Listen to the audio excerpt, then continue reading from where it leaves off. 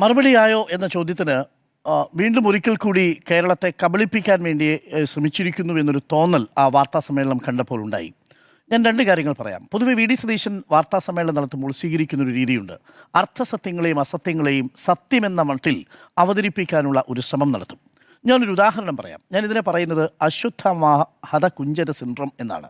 ഇതെന്താണ് സംഭവം എന്ന് പറഞ്ഞാൽ, പാതി നിങ്ങൾക്ക് സത്യമെന്ന് തോന്നുന്ന ഒരു ഭാഗം അതിൽ നിന്നെടുക്കും, അസത്യത്തിൻ്റെ ഒരു ഭാഗം അവിടെ മറച്ചു വയ്ക്കും.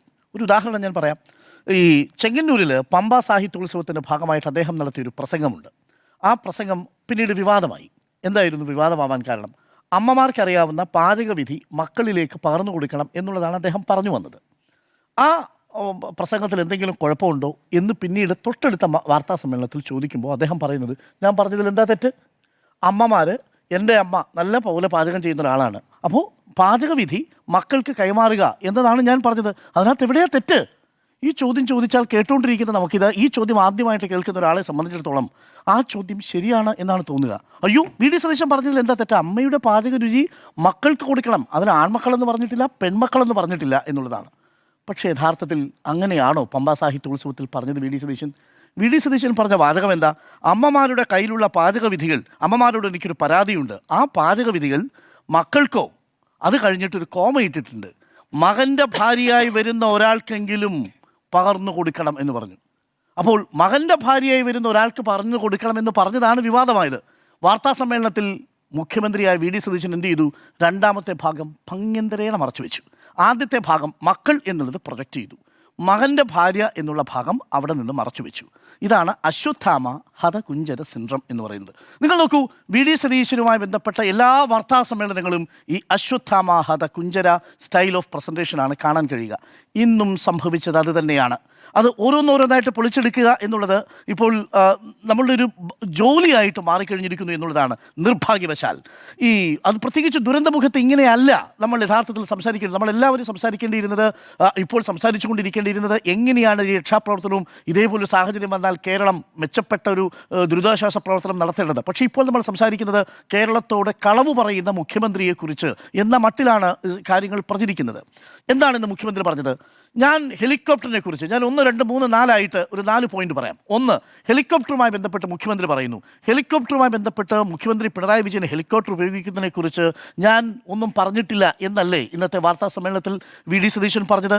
ഞാൻ 2023 ഓഗസ്റ്റ് മാസം 31-ാം തീയതി അദ്ദേഹത്തിൻ്റെ ബൈറ്റ് കേൾക്കുകയായിരുന്നു. ആ ബൈറ്റിൽ വളരെ കൃത്യമായി പറയുന്നു, 2023 ഓഗസ്റ്റ് 31-ന് സാമ്പത്തിക പ്രതിസന്ധി രൂക്ഷമാവുന്ന സാഹചര്യത്തിൽ ഈ ഹെലികോപ്റ്റർ വാടകയ്ക്കെടുക്കാനുള്ള തീരുമാനം ധൂർത്തെന്നല്ലാതെ മറ്റെന്താണ് പറയുക എന്ന് പറയുന്നുണ്ട്. 2023 ഓഗസ്റ്റ് മാസം 31-ാം തീയതി.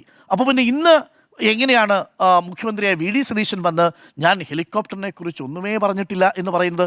ഇതിപ്പോൾ പബ്ലിക് ഡൊമൈനിൽ ഈ വീഡിയോ അവൈലബിൾ ആണ്, നമ്മളുടെ ലൈബ്രറിയിലും അതുണ്ട്. രണ്ടാമത്തത്, ഒരു മുന്നറിയിപ്പും ഞങ്ങൾക്ക് കിട്ടാതെയാണ്, ഒരു മിന്നൽ പ്രളയമല്ലേ എന്നാണ് പറയുക വി ഡി സതീശൻ. മിന്നൽ പ്രളയമാകുമ്പോൾ മുന്നറിയിപ്പ് കിട്ടും, അനൗൺസ്മെൻറ്റിന് പോലും അറിയിപ്പ് കിട്ടിയില്ല എന്നാണ് പറഞ്ഞത്. പിന്നീടാണ് നമ്മൾ IMDയുടെ വെബ്സൈറ്റിൽ എല്ലാ മാധ്യമങ്ങൾക്കും കിട്ടിയിരിക്കുന്ന പ്രസ് റിലീസ് ഉണ്ട്.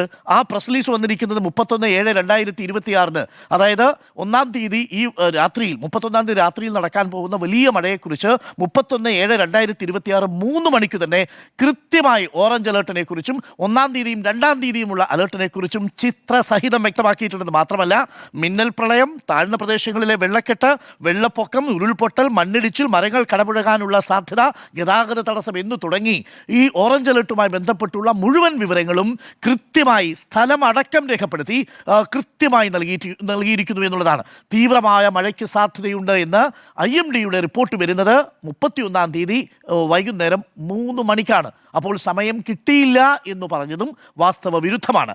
പക്ഷേ എനിക്ക് പറയാനുള്ളത് മൂന്നാമത്തെ പ്രധാനപ്പെട്ട പോയിന്റാണ്. ഞാൻ ഹെലികോപ്റ്ററിൽ പോയപ്പോൾ ഒരു ഔദ്യോഗികമായ യാത്രയ്ക്കാണ് പോയത് എന്ന് പറഞ്ഞു. ഇന്ന് മൂന്നാമത്തെ കാര്യമാണ് ഹെലികോപ്റ്ററുമായി ബന്ധപ്പെട്ട് പറഞ്ഞൊരു കാര്യം. എന്താണ് ഔദ്യോഗിക യാത്ര? ആ ഔദ്യോഗിക യാത്രയെക്കുറിച്ച് അദ്ദേഹം പറഞ്ഞത്, നേരത്തെ നിങ്ങൾ ചർച്ച ചെയ്തപോലെ ഒരു നിക്ഷേപ ഗ്രൂപ്പിനെ കാണാൻ പോയി എന്നാണ് പറഞ്ഞത്. ഇൻവെസ്റ്റ് ഗ്രൂപ്പിനെ കാണാൻ പോയി എന്നാണ് മുഖ്യമന്ത്രി പറഞ്ഞത്. സ്വാഭാവികമായും അത് നമുക്ക് വളരെ താല്പര്യമുള്ള വിഷയമാണ്. കേരളം നിക്ഷേപ സൗഹൃദമാകണമല്ലോ. അങ്ങനെ മുഖ്യമന്ത്രി പോയിട്ടുണ്ടെങ്കിൽ ഞാൻ അഭിനന്ദിക്കുന്നു. തമിഴ്നാട്ടിൽ നിന്നൊരു നിക്ഷേപത്തെ കേരളത്തിലേക്ക് പിടിച്ചുകൊണ്ടുവരാൻ വേണ്ടി ഹെലികോപ്റ്ററിലേക്ക് പാഞ്ഞു പോയതാണ് മുഖ്യമന്ത്രി.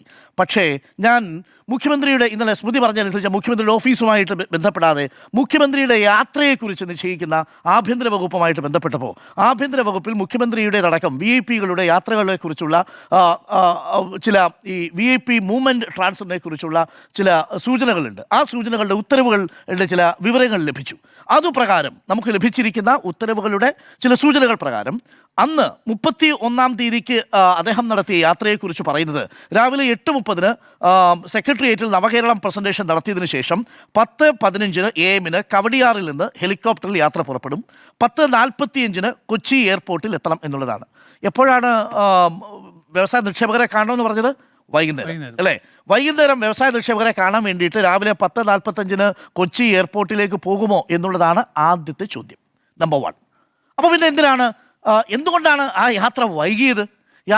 കാലാവസ്ഥ മോശമായതുകൊണ്ട്. തിരുവല്ല ഭാഗത്ത് എത്തിയപ്പോഴേക്ക് കാലാവസ്ഥ മോശമായി. അതുകൊണ്ട് ഹെലികോപ്റ്റർ തിരിച്ച് തിരുവനന്തപുരത്തേക്ക് പോയി. വീണ്ടും കാലാവസ്ഥ ശരിയായപ്പോൾ വീണ്ടും തിരുവനന്തപുരത്ത് നിന്ന് ഹെലികോപ്റ്ററിലേക്ക് കൊച്ചിയിലേക്ക് പോയി. അപ്പോൾ വൈകുന്നേരത്തേക്ക് നിശ്ചയിച്ചിരുന്ന മീറ്റിങ്ങിന് 10:15 പോകേണ്ട ആവശ്യമില്ല. 1. 2, പ്രിയപ്പെട്ട പ്രേക്ഷകരെ, സാക്ഷാൽ ബിൽഗേറ്റ്സ് പോലും അമേരിക്കയിൽ ഗവർണറോടോ പ്രസിഡന്റിനോടോ ഞാൻ വൈകുന്നേരം വന്ദേഭാരതിന് വന്നാൽ ഞാനങ്ങ് പോകുമേ എന്ന് പറയുമെന്ന് നിങ്ങൾ കരുതുന്നുണ്ടോ? കേരളത്തിൽ അദാനിയോ അംബാനിയോ ആവട്ടെ, കേരളത്തിൽ ഏറ്റവും റിച്ചസ്റ്റ് ആയിട്ടുള്ള ഒരാൾ, ഇന്ത്യയിലെ തന്നെ ഏറ്റവും വലിയ റിച്ചസ്റ്റ് ആയിരിക്കുന്ന അനിൽ അംബാനി വന്ന് മുഖ്യമന്ത്രിയുമായിട്ട് സംസാരിക്കുമ്പോൾ പറയുക, എപ്പോഴാണ് വരിക? ഞാൻ വന്ദേഭാരതിൽ വരാനാണ് തീരുമാനിച്ചിരിക്കുന്നത്. അയ്യോ, വന്ദേഭാരതിലൊന്നും വന്നാൽ ശരിയാവില്ല, ഞാനങ്ങ് പോകും കേട്ടോ എന്ന് മുഖ്യമന്ത്രിയെ ബാർഗെയിൻ ചെയ്യാൻ ശേഷിയുള്ള ഏത് മുതലാളിയുണ്ട് ഇന്ത്യയിൽ? ആ മുതലാളി നമുക്കറിയണമല്ലോ. നമ്മൾ തിരഞ്ഞെടുത്ത നമ്മുടെ മുഖ്യമന്ത്രിയെ അദ്ദേഹത്തിൻ്റെ സമയത്ത് കൃത്യമായിട്ട് ഇവിടെ വരണമെന്ന് പറഞ്ഞു വിളിപ്പിക്കാൻ ശേഷിയും കരുത്തുമുള്ള ഏത് നിക്ഷേപകനാണ് ഇന്ത്യയിലുള്ളത്? നമുക്കറിയണമല്ലോ. അത്രയും വലിയ കപ്പാസിറ്റി. ഞാൻ അതുകൊണ്ടാണ് പറഞ്ഞത്, സാക്ഷാൽ ബിൽഗേറ്റ്സ് പോലും, ഇനി ഏറ്റവും വലിയ ആമസോണിൻ്റെ ഉടമ പോലും അവരുടെ രാജ്യത്തെ പ്രാദേശിക നേതാവാണെങ്കിൽ പോലും, പ്രാദേശിക ഭരണകർത്താവാണെങ്കിൽ പോലും അങ്ങോട്ട് പോയി കാണലാണ് പതിവ്. മുഖ്യമന്ത്രിയുടെ വസതിയിലോ അല്ലെങ്കിൽ മുഖ്യമന്ത്രിയുടെ സ്ഥലത്തോ പോകുന്നുവെന്നുണ്ടെങ്കിൽ അത് ആ വ്യവസായ വകുപ്പിൻ്റെ നിർദ്ദേശാനുസരണമാണെങ്കിൽ അതിന് ബന്ധപ്പെട്ട ഉദ്യോഗസ്ഥരുടെ സാന്നിധ്യത്തിലൊരു കൂടിക്കാഴ്ചയാണ് പതിവ്.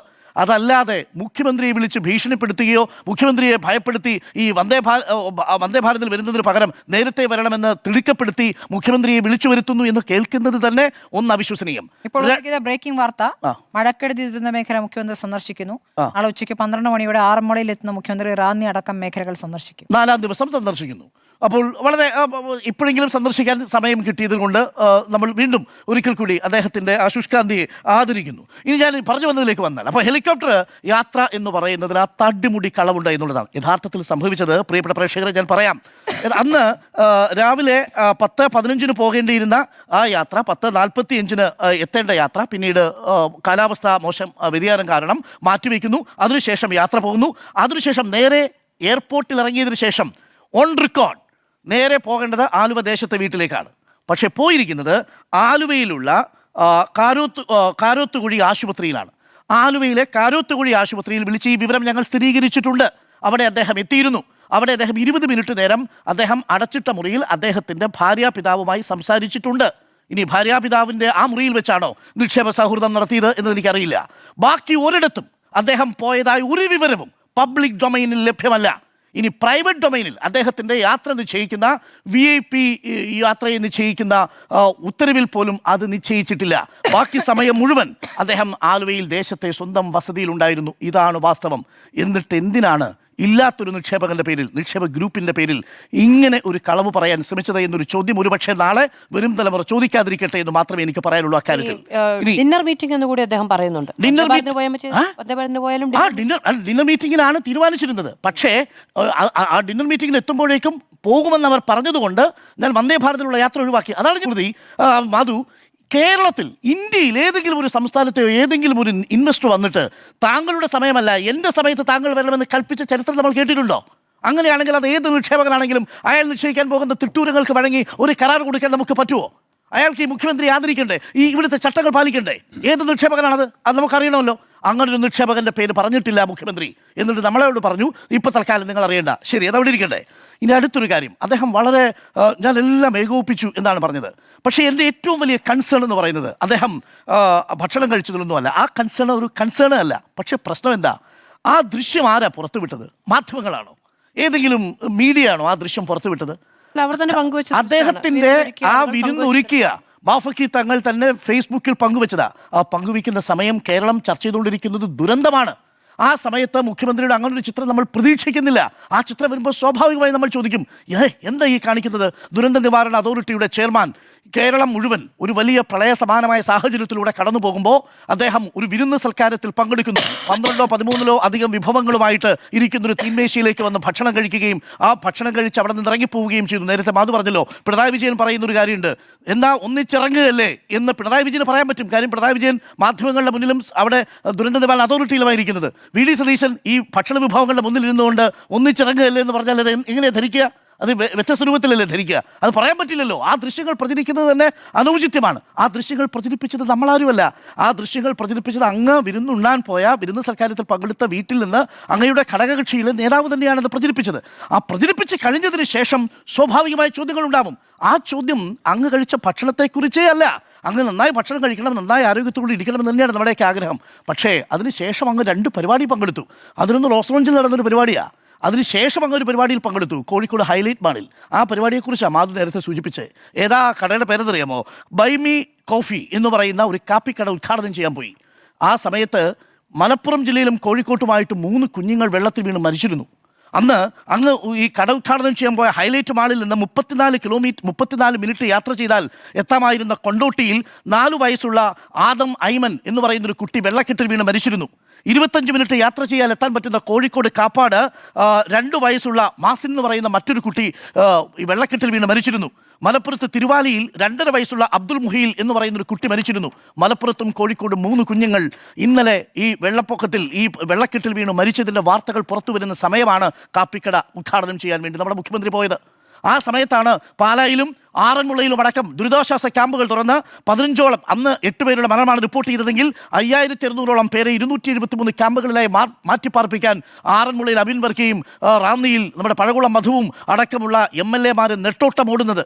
അവിടെയാണ് റവന്യൂ അധികാരികൾ എങ്ങനെയെങ്കിലും ഈ രക്ഷാപ്രവർത്തനം ഒന്ന് കൃത്യമായി ഏകോപിപ്പിക്കാൻ വേണ്ടിയിട്ട് പാലായിൽ രക്ഷാപ്രവർത്തനം നടത്തുന്നത്. പാലായിൽ രക്ഷാപ്രവർത്തനം, അങ്ങ് പൊന്നാനിയിലോ വിരുന്ന് സൽക്കാരം. ഇതാണ് യഥാർത്ഥത്തിൽ അനൗചിത്യത്തിൻ്റെ ചിത്രം. ഇവിടെയാണ് കൺസേൺ ഉള്ളത്. അവിടെ ഈ തൊട്ടടുത്ത സ്ഥലത്ത് ഇന്ന് മാധ്യമപ്രവർത്തകരോട് ചോദിച്ച ചോദ്യം ഇതാ, അങ്ങ് ഹൈലൈറ്റ് മാളിൽ പോകുന്ന സമയത്ത് ഒന്ന് തിരിഞ്ഞു പോയിരുന്നെങ്കിൽ ഈ വീടുകളിൽ പോകാമായിരുന്നു. ഇന്നലെ കണ്ണൂരും കോഴിക്കോട്ടും മലപ്പുറത്തും ഒക്കെ മഴയുണ്ടായിരുന്നു എന്നേ സാർ. അങ്ങ് വാടകയ്ക്കെടുത്ത് അങ്ങ് യാത്ര ചെയ്ത ആ ഹെലികോപ്റ്ററിൽ 2-ാം തീയതി അങ്ങ് ജുവലറി ഉദ്ഘാടനത്തിന് പോകുന്നതിന് മുൻപ് അങ്ങ് അതേ ഹെലികോപ്റ്ററിൽ ഈ പറയുന്ന പ്രളയം ബാധിച്ച സ്ഥലങ്ങളിലൂടെ ഒന്ന് യാത്ര ചെയ്യണമായിരുന്നു. അവിടെ പ്രളയം ബാധിച്ച മനുഷ്യരെ നിങ്ങൾക്ക് കാണാനോ ക്യാമ്പുകളിലേക്കോ പോകാനോ നിങ്ങൾക്ക് നേരിട്ട് സമയം കിട്ടിയില്ല. പക്ഷേ കാപ്പിക്കട ഉദ്ഘാടനം ചെയ്യാനും ജ്വല്ലറി ഉദ്ഘാടനം ചെയ്യാനും പോകാൻ സാധിച്ചു എന്നുള്ളിടത്താണ് ഇതിൽ ആശങ്കയുണ്ടാവുന്നത്. ഞാൻ അവസാനിപ്പിക്കുന്നു. ചുരുക്കത്തിൽ ഈ അശ്വത്ഥമാഹാത കുഞ്ചര പ്രയോഗമാണ് ഇന്നും മുഖ്യമന്ത്രിയുടെ വാർത്താ സമ്മേളനത്തിൽ കണ്ടത്. അത് അത്യന്തം നിരാശാജനകമാണ്. കേരളം ഒരു പ്രളയ സമാനമായ സാഹചര്യത്തിലൂടെ കടന്നു പോകുമ്പോൾ കേരളത്തിൻ്റെ ക്രൈസിസ് മാനേജരായി നിൽക്കേണ്ട കേരളത്തിൻ്റെ ദുരന്ത നിവാരണ അതോറിറ്റിയുടെ ചെയർമാൻ ഇതേപോലെ പ്രൈവറ്റ് പരിപാടിക്ക്, സ്വകാര്യ പരിപാടികളിൽ പങ്കെടുക്കുകയല്ല വേണ്ടത്, എന്നിട്ട് മാധ്യമങ്ങളോട് ഇത്തരം കാര്യങ്ങൾ ഇങ്ങനെ അവതരിപ്പിക്കുകയല്ല വേണ്ടത് എന്നുള്ളതാണ് എൻ്റെ വിനീതമായ അഭിപ്രായം.